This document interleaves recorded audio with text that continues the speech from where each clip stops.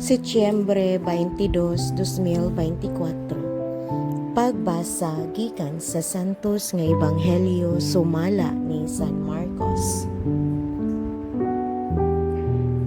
Si Jesus ug ang iyang mga tinun-an mibiya gikan sa bukid ug mipadayon paglakaw latas sa Galilea.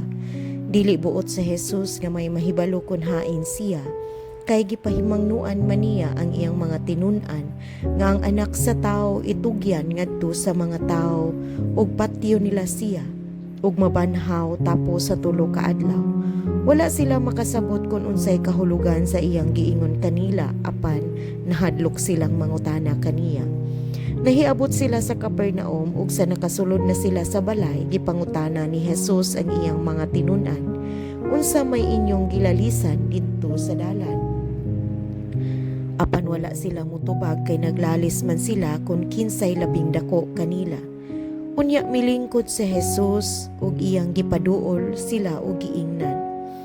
Bisan kinsa ang buot nga mahimo nga labing dako, kinahanglan nga magpaubos siya ug mag-alagad sa tanan. Unya gikuha niya ang usa ka bata ug iyang gipatindog sa ilang atubangan.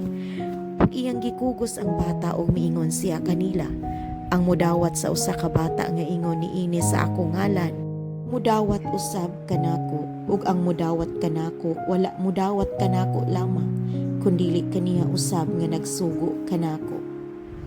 Ang Ebanghelyo sa Ginoo. Daygon ko ikaw, O Kristo.